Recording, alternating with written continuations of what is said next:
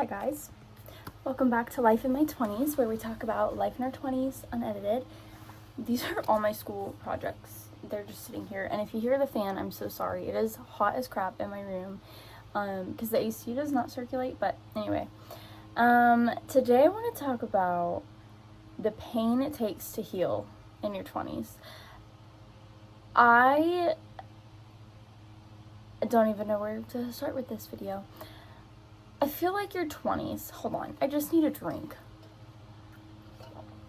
I was feeling raspy. I feel like your 20s are just such a time of change, and I think that's no surprise. Like, I don't think anyone's surprised, and I also don't think anyone goes through their 20s without a ton of change. I think also your 20s are preparing you to constantly change for the rest of your life, because I don't think change stops after you're in your 20s. Now, I think there's a lot more drastic changes when you go from like a child, to now you're in your 20s and you're an adult and you're learning. And I don't necessarily think like when you're in your 30s, 40s, 50s, life changes less. Maybe it does slowly starts changing less. I think it's just that you get used to the change and you learn how to adult and you learn really who you are, because like that's just been a really reflective time for me, is discovering who I am outside of who I thought I would be, outside of who other people think I should be. And the pain that it takes to heal in your 20s, like I want to elaborate. For me lately, this is a lesson I'm learning, is how to make a decision and stick to it. The season I'm in right now, and you'll kind of know if you watch my other video diaries, is just a lot of loss and loneliness. Like, friendships are changing, relationships are changing. I'm settling into the decisions I made. Not like, I hate that like phrasing. Like, I am married and starting a career and going to college, and I'm like settling into those things in a really healthy way. Like, I am past this is a new thing, and like actually in the groove of going to college and going to school and putting my effort into that and going to my internship and work every day and getting in the groove of like what it means to be an interior designer and what it means to be a good wife in a marriage. Like, I'm just getting used to all of these things. But what I didn't anticipate, and maybe I did, I probably did. Like, it's no lie that your 20s are hard. And that's why I started these videos. So, like, it's not that I didn't anticipate it, but there's so much loss in your 20s. Because, and no. We're not going to talk about loss, because I already made a video about that literally 2 nights ago while I was crying in bed. So go watch that one. But no, I do want to talk about loss, because that's a part of the pain. I was very tempted to call this video the anger it takes to heal in your 20s, but I don't think it's just anger, because I think sometimes mine just shows up in anger. Like, I'm angry that things are the way they are. Like, I'm angry that friendships are moving on and that I don't have those close friends right now, and I'm angry that things didn't work out in this area or that area, and I'm sad and grieving and moving on. But I think there's a really important lesson in the pain, because what I'm learning is that you can't always be in these what seem like picture perfect, nostalgic, memorable moments. And I think there's so much pressure to like be in the good old days, and like everything has to be perfect. Every weekend I have to go out and do something with friends, and I have to see people, and I can't just stay at home, because that's like wasting my life away. And I feel like there's so much pressure to constantly like get out and see the world and do things. But I also think part of growing is learning to be okay if life isn't always like that, because the reality is that life isn't always like that. And so I'm learning that in order to move on to the most beautiful moments of our lives, we have to be willing to experience the sad moments and the angry moments and the times of our life where we really wish we were anywhere else. And instead of looking at those moments and saying, this sucks, letting ourselves experience it, letting ourselves feel the emotions, but learning to be content there.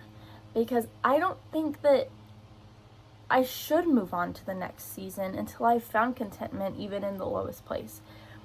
And I think you have two options. And maybe I've said this before, but it's like a value of mine. I think you have two options when you're faced with something. You can get upset about it and play the victim, and I hate that phrasing, but play the victim and say, this sucks, I'm over it, I'm never going to be happy again, I quit. Or you can say, this sucks, but what could this be teaching me? How can I make the best out of this? What can I do for myself right now that can make this a little bit better? And I think when you switch from that mindset is when you really start to heal. And that's what I'm talking about when I say the pain it takes to heal.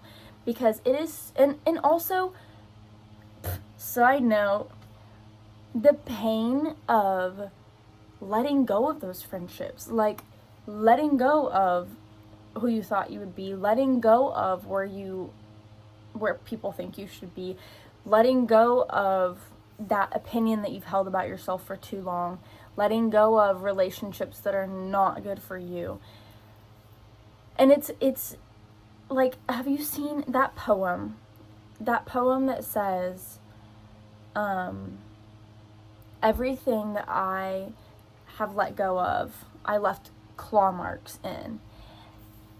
I feel like that's pretty self-explanatory, but just meaning like everything I've let go of, I held on to so tightly until it was literally dragged away from me. I think that the pain of healing in your 20s is learning how to let go. Learning that I don't have to grip tightly onto something when I know it's not meant for me. And I think it takes maturity, and it takes the experiencing those emotions and letting yourself experience those emotions to be able to realize what is for you. Because if we don't have those moments of growth and realization and prayer, then we might not recognize that, things aren't meant for us. And